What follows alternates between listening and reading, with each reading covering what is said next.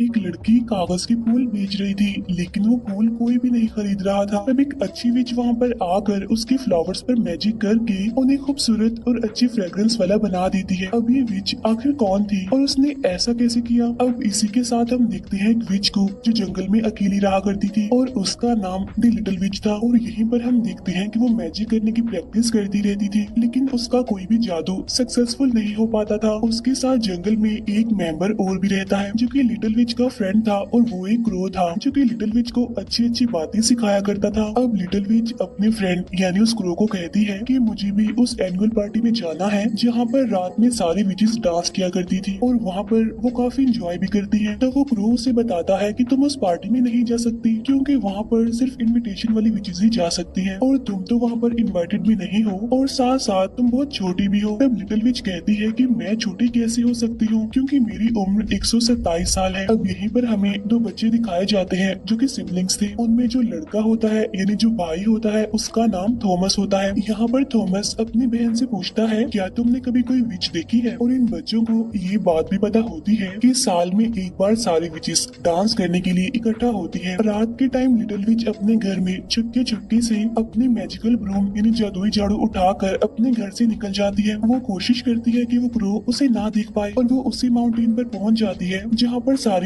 बड़ी witches party कर रही थी। तब लिटिल विच सोचती है कि कोई भी उसे पहचान नहीं पाएगा और वो भी यहाँ सभी के बीच शामिल हो जाएगी। लेकिन तभी वहाँ पर एक पुरानी विच जिसका नाम रंपनपेल होता है वो लिटिल विच को पकड़ लेती है, और वो सभी को बताती है कि देखो हमारे बीच एक विजिटर आई है, मीन्स बिन बुलाई मेहमान, जो कि अभी छोटी है। जिस पर लिटिल विच कहती है कि मैं छोटी नहीं हूँ, मैं बड़ी हो गई हूँ। फिर लिटिल विच अपनी उम्र बताती है, तब वो सभी कहती हैं कि तुम अभी बहुत छोटी हो, तुम में से तो अच्छी खुशबू आ रही है, साथ साथ तुम्हारे फेस पर कोई रिंकल्स भी नहीं है। क्या तुम नहीं जानती कि यहाँ पर आना सख्त मना है जब तक कि तुम्हें कोई इनविटेशन ना मिले? तब लिटिल विच कहती है कि मैं भी आप लोगों जैसा बनना चाहती हूँ और मैं आपकी बात मानूंगी, आप जैसा कहेंगी मैं वैसा ही करूंगी। तब सारी विचेस सोचती है कि इसे पनिशमेंट दी जाए, और कोई आम पनिशमेंट नहीं बल्कि बुरी से बुरी पनिशमेंट। तभी हेड विच लिटिल विच के सामने एक काफी बड़ी बुक रखकर उसे कहती है कि ये एक बड़ी सी किताब है और इसे तुम्हें एक साल के अंदर पूरी याद करनी है, और अगले साल आज के ही दिन तुम्हारा टेस्ट होगा, और अगर तुम पास हो गई और इस बुक में लिखे गए सारे स्पेल्स तुमने याद कर ली तो तुम्हें भी यहाँ पर बुलाया जाएगा। लेकिन बाकी विचेस इस बात पर एग्री नहीं करती और वो कहती हैं कि इसे कोई ना कोई पनिशमेंट तो मिलनी ही चाहिए, तो क्यों ना हम इसके बाल ही जला दें और या फिर हम इसे मिट्टी के अंदर ही गाड़ दें। तब रंपम्पल कहती है कि इसकी मैजिकल ब्रूम यानी जादुई झाड़ू ले लेनी चाहिए। तब ये लोग ऐसा ही करती हैं और वो लिटिल विच की झाड़ू ले लेती हैं और उसे जला भी देती हैं। अब क्योंकि झाड़ू के बगैर तो लिटिल विच अपने घर नहीं जा सकती थी, इसीलिए वो 3 दिन का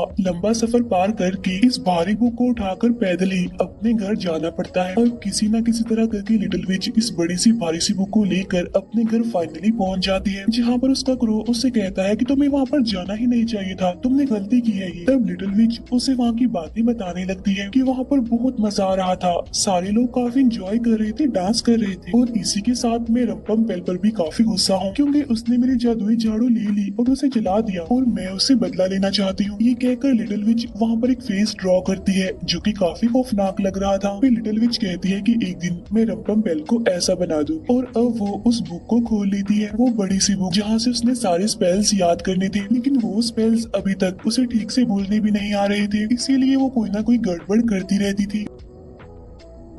फिर एक दिन वो जंगल में देखती है कि कुछ औरतें छोटी लकड़ियां जमा कर रही हैं, और वहाँ हवा ना चलने की वजह से वो औरतें काफी परेशान भी थी। तब ये देखकर लिटिल विच अपना मैजिक करती है जिससे वहाँ पर काफी तेज हवा चलने लगती है, जिससे होता ये है कि छोटी लकड़ियां वहाँ पर आकर गिरने लगती हैं और एक जगह पर इकट्ठा हो जाती हैं। लेकिन तभी वहाँ पर जर्नल पहुँच जाता है जो उन औरतों को कहता है कि तुम ये लकड़ियां कहीं पर भी नहीं ले जा सकती। तब लिटिल विच उस पर भी मैजिक कर देती है जिससे वो जर्नल अब कह देता है कि तुम ये सारी लकड़ियां ले जा सकती हो। तब लिटिल विच उस जर्नल को कहती है कि तुम मुझे मेरे घर पर छोड़ दो। अब उस जर्नल के ऊपर इतना मैजिक हो चुका था कि वो लकड़ियों को भी अपने पीछे उठा लेता है और साथ साथ विच को भी। जब लिटिल विच घर आती है तो वो क्रो से कहता है कि तुम्हें ऐसा करना नहीं चाहिए था, तुमने उन औरतों की हेल्प की तो ये तो अच्छी बात है, लेकिन इसका मतलब ये नहीं कि तुम उस जर्नल से बदला भी लेती। अब क्योंकि लिटिल विच के पास उसकी जादुई झाड़ू नहीं थी, इसीलिए वो मार्केट में जाती है नई झाड़ू खरीदने के लिए, जहाँ वो बाजार जाकर बहुत सारी चीजों को नोटिस करती है। वहीं पर उसे ब्रूम की एक शॉप मिल जाती है। वहाँ वो देखती है कि छोटी बच्ची यानी थॉमस की बहन खड़ी हुई है, जिसकी मदर के पास कैंडीज दिलवाने के पैसे नहीं थे। इसीलिए पहले लिटिल विच अपने लिए ब्रूम पसंद करती है और साथ साथ वो कुछ कैंडीज भी खरीद लेती है। और जब थॉमस की सिस्टर अपनी पॉकेट चेक करती है तो उसमें से कैंडी निकलती है और ये देखकर उसे समझ नहीं आती कि आखिर उसके पास ये कैंडी कहाँ से और कैसे आई। वहीं पर लिटिल विच एक लड़की को देखती है जो कि कागज के फूल बेच रही थी। वो लड़की उसे बताती है कि ये फूल कोई भी नहीं खरीद रहा है और तभी लिटिल विच उन फ्लावर्स पर मैजिक करके उन्हें खूबसूरत और अच्छी फ्रेग्रेंस वाला बना देती है, जिससे उस फ्लावर्स वाली लड़की के सारे फूल बिक जाते हैं। और ये देखकर लिटिल विच बहुत खुश होती है और अब यहाँ पर उसके पास अपनी झाड़ू भी आ चुकी थी, इसीलिए वो उस ब्रूम का यूज करके उड़ के अपने घर जाती है। उधर थॉमस और उसकी सिस्टर अपना रास्ता भूल गए थे जंगल में और इसीलिए वो लिटिल विच के घर भी पहुंच जाते हैं। तब वो दोनों बच्चे उसे पहचान कर कहते हैं कि ये तो मार्केट वाली लड़की है। तब लिटिल विच खाने के लिए उन्हें बहुत अच्छी अच्छी चीजें देती है और तब थॉमस की सिस्टर उससे यहाँ पर पूछ लेती है कि क्या तुम विच हो, यानी क्या तुम चुड़ैल हो। तब थॉमस अपनी बहन को कहता है कि तुम्हें उससे ऐसी बात नहीं पूछनी चाहिए थी। और तब लिटिल विच यहाँ पर उन्हें अपना मैजिक करके दिखाना शुरू कर देती है। तब वो बच्चे उसका मैजिक देखकर बहुत खुश हो जाते हैं और बाद में वो लिटिल विच से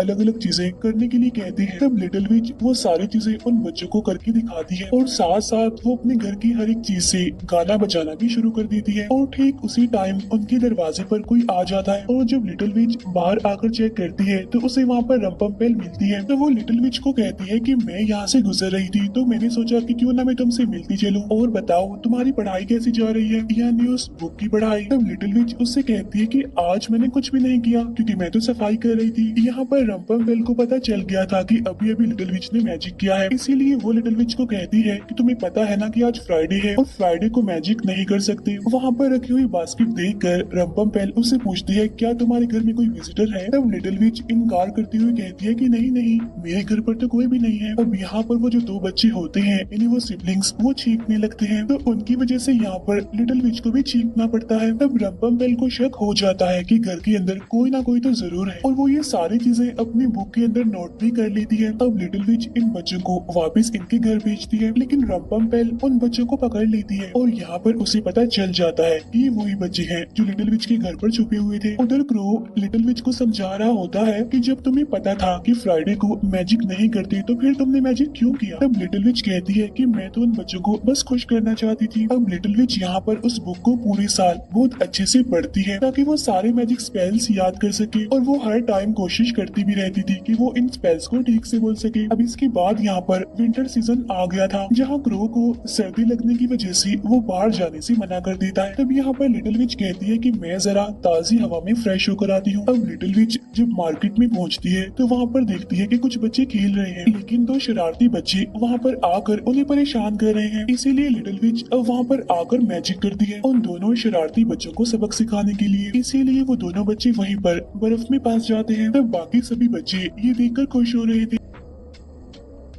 और जब उनमें से एक बच्चा उदास होकर वहाँ से जाने लगता है तो लिटिल विच उसका पीछा करती है और यहाँ पर रंपम्पेल भी मौजूद थी। लिटिल विच उस बच्चे से पूछती है कि तुम मुझे थोड़ा परेशान लग रहे हो तो मुझे बताओ कि आखिर क्या बात है। तो वो बच्चा बताता है कि जो आदमी मुझे मार रहा था असल में वो मेरे फादर हैं और उन्हें जुए की लत लग गई है और वो सारे पैसे उसी में वेस्ट कर देते हैं। तब ये सुनकर लिटिल विच उस बच्चे की हेल्प करती है और रात में वो उसी जगह पर पहुँच जाते हैं जहाँ पर उस बच्चे के फादर जुआ खेलने आया करते थे और वो लोग वहाँ पर गेम खेल रहे थे जहाँ पर मैजिक होने की वजह से वो बॉल बार बार वुडन फ्लोर से टकरा रही थी, जिसकी वजह से वो पूरी जगह टूट जाती है और तब उन लोगों को धक्के देकर वहाँ से निकाल दिया जाता है जिनमें उस बच्चे के फादर भी शामिल थे। तब वो बच्चा अपने फादर की हेल्प करता है। तब यहाँ पर उसके फादर को भी रियलाइज हो चुका था कि उसने अपने बच्चे को गलत ही डांटा था। अब ये चीज रंपम्पेल भी नोटिस कर रही थी कि जो लिटिल विच है वो तो एक अच्छी विच है, सबके साथ अच्छा करती है, खुश करती है, सबको भलाई करती है सबके साथ। जब लिटिल विच अपने घर पहुंचती है तो उसे हर जगह पर कैंडल जलती हुई दिखाई देती है और इसी के साथ उसे वहाँ पर केक भी नजर आता है। अब ये सब कुछ उस क्रो ने किया था क्योंकि आज लिटिल विच का बर्थडे होता है और आज वो पूरे 128 सालों की हो गई थी। फिर एक दिन रंपम्पेल लिटिल विच के घर के बाहर आती है जहाँ पर वो लिटिल विच को इनविटेशन देती है एनुअल पार्टी में आने के लिए। साथ साथ वो उसे ये भी कहती है कि तुम्हें याद है ना कि तुम्हारा टेस्ट है। तब लिटिल विच उससे कहती है कि जाकर बता दीजिएगा, मैं बिल्कुल तैयार हूँ, पूरी तैयारी के साथ आऊंगी मैं और मैं एक अच्छी विच बनकर दिखाऊंगी। और आज वो दिन आ चुका था जिस दिन लिटिल विच का टेस्ट होने वाला था और वो एक ऐसी केव में जाती है जहाँ पर कोई भी नहीं था और तभी वो आवाज लगाती है कि मैं पहुंच गई हूँ। और तभी यहाँ पर बाकी सारी बड़ी विचेस भी आ जाती है और उससे कहती हैं क्या तुम तैयार हो। इसके बाद वो लिटिल विच को अलग अलग मैजिक करने के लिए कहती है जहाँ पर उसे सारे मैजिक याद थे। बगैर बुक की हेल्प लिए उसने सारे मैजिक करके दिखाए जिससे सारी की सारी विचेस काफी खुश हो जाती हैं। और तभी रंपम्पेल कहती है कि मैंने पूरे साल इस लड़की पर नजर रखी है, ये तो एक अच्छी विच है, लोगों के साथ भलाई करती है, लोगों की हेल्प करती है और इसकी उम्र भी अभी ज्यादा नहीं हुई है और ना ही फेस पर रिंकल्स आए हैं। तब यहाँ पर हेड विच लिटिल विच को कहती है कि ये तो तुमने बहुत बड़ी गलती की है क्योंकि तुम लोगों की हेल्प नहीं कर सकती हो, क्योंकि जो लोगों की हेल्प करती है वो बुरी विच होती है। तब लिटिल विच अपनी सफाई में कहती है कि अगर मैंने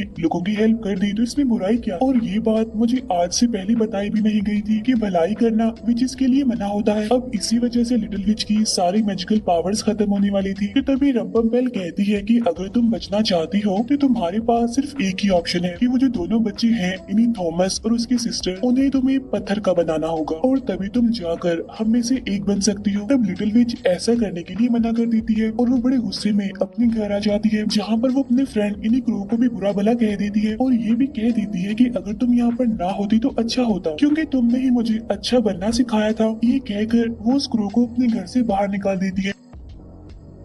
अब पूरा एक दिन होने वाला था इसीलिए वो उन सिबलिंग्स यानी थॉमस और उसकी बहन के पास पहुंचने वाली थी। उन विचेस की बात मानकर उन्हें पत्थर का बनाने के लिए वो स्पेल्स भी पढ़ती है लेकिन वो ऐसा नहीं कर पाती। लिटिल विच उन दोनों बच्चों को बताती है कि मैं कोई बुरा काम नहीं कर पा रही हूँ। तो वो दोनों बच्चे कहते हैं कि इसमें कोई बुराई नहीं है बल्कि ये तो अच्छी बात है। तब लिटिल विच उनसे कहती है कि आज मेरी जादू की आखिरी रात है और इसके बाद मैं कभी भी जादू नहीं कर पाऊंगी। लेकिन तभी लिटिल विच उन बच्चों की चारों तरफ एक जादुई घेरा बना देती है ताकि कोई दूसरी विच आकर उन्हें नुकसान ना पहुंचा दे, उन्हें परेशान ना करे। तब रंपम्पेल वहाँ पर आकर लिटिल विच को कहती है कि अगर तुमने इन बच्चों को ना मारा तो मैं मार दूंगी इन बच्चों को और ये बात तुम भूलना मत बल्कि याद रखना। अब जब लिटिल विच घर आती है तो वो सोचती है कि अगर ये मैजिकल बुक ही खत्म हो गई तो सब कुछ खत्म हो जाएगा क्योंकि किसी भी विच को एक भी स्पेल याद नहीं है। इसीलिए लिटिल विच सारी तैयारी करके उन स्पेल्स को याद करके चली जाती है। लेकिन जब वो अपनी पॉकेट के अंदर मैच बॉक्स डालती है तो वो मैच बॉक्स वहीं पर गिर जाता है। अब यहाँ पर वो क्रो सोचता है कि उसे लिटिल विच की हेल्प करने के लिए जाना चाहिए और आज की रात वही रात थी